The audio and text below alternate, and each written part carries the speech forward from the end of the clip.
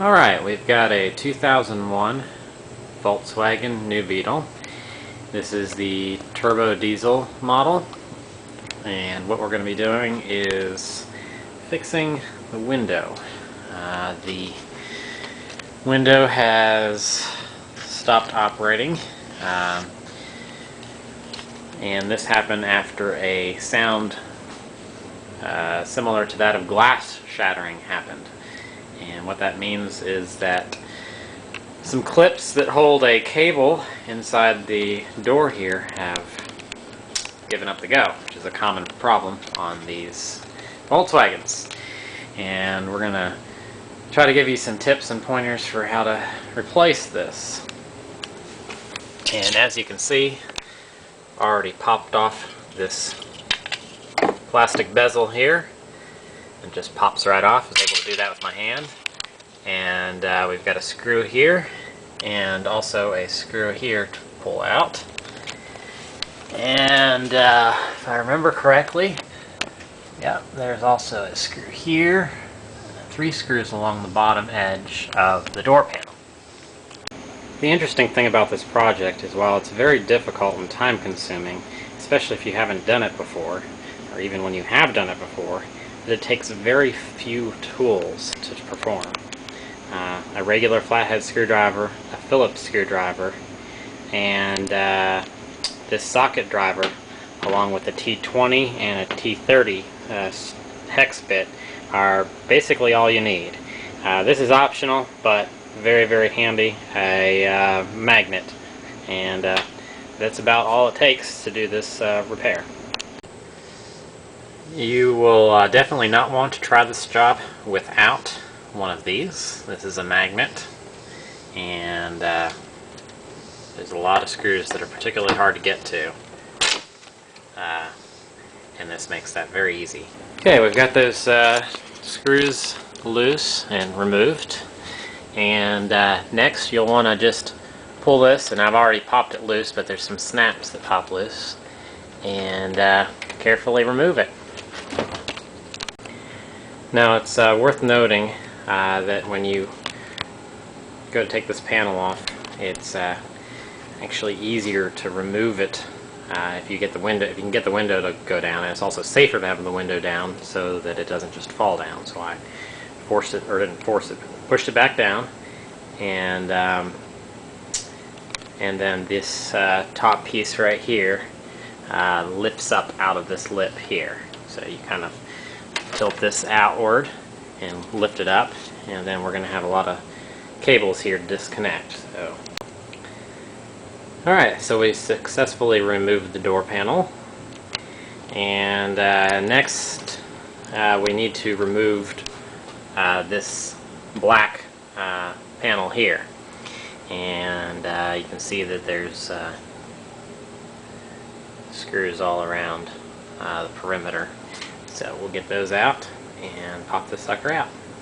Once you've loosened this panel, slide the window until these brackets show, and we have to loosen this screw on each of these brackets. These are what holds the glass in place. As you can see, we have taped the window in the up position to keep it out of the way and keep it from chopping off our fingers. And we now have the panel out, which takes some major finagling. Also, before we pulled the panel, we disconnected the whatever this thing's called. There's a name for it. It's a motor, but I can't think of the name for it. And we've had to fish through the lock for the handle, or the cable for the handle, and the lock here.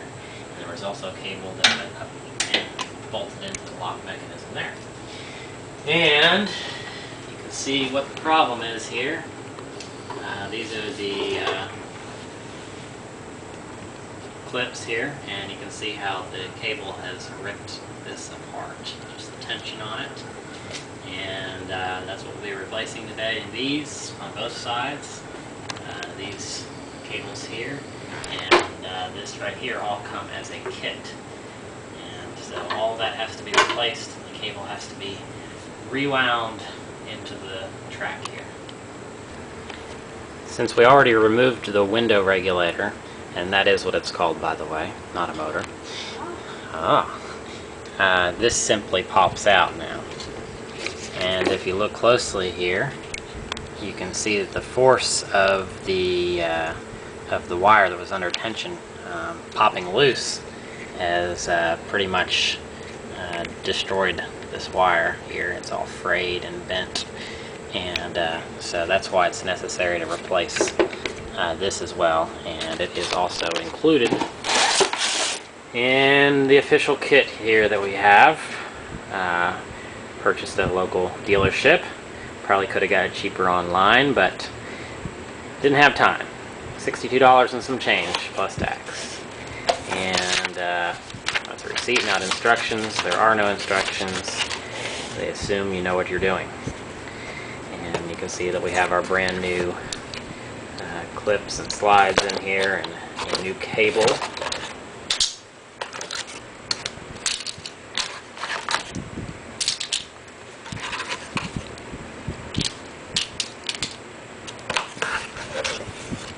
And here is our new unit that's going to go there, and you can see how that looks much better. And it's worth noting that the cable that goes in between the two slides, this one here, is not included in the kit. However, it normally doesn't need replaced. On the left is the old clip, and you can see how it is broken apart here where the cable was latched in, and on the right is the new clip. Now, if you were able to look at the timestamps on the videos that I've made here, you would know that this part takes the longest. And I finally got everything, the cable run back to the way it should be. And this is the way it should look with your new cables and slide clips installed, whatever their official name is.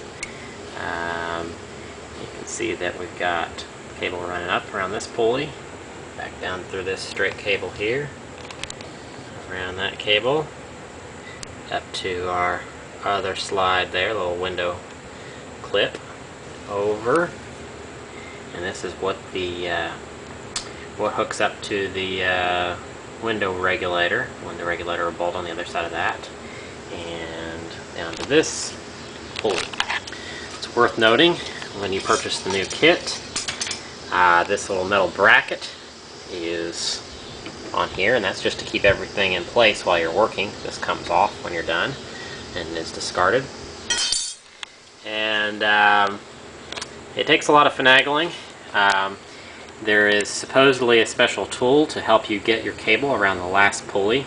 When you start putting this together, you'll notice that the wire gets tighter and tighter with each pulley that you go around. And there's supposedly a special tool that'll help you navigate the wire around the last pulley. But the secret to doing that without any type of tool is to have your last two pulleys be the ones at the top, and just don't put these little green, don't seat the little ends of these little green ends into where they snap in yet. Just leave them loose on both sides, not actually seated in here where they go, and just concentrate on getting the wire around the pulley, and you use this little indentation here to help that process. Once you get them around the pulley, it should be fairly easy to stick one of these in. It's going to make it really tight, but you can pull very hard, and you can eventually slip this one back in as well. And then you'll have this set up here. And make sure this is seated firmly down in here. And if everything is set up correctly, you should be able to push one of these, and the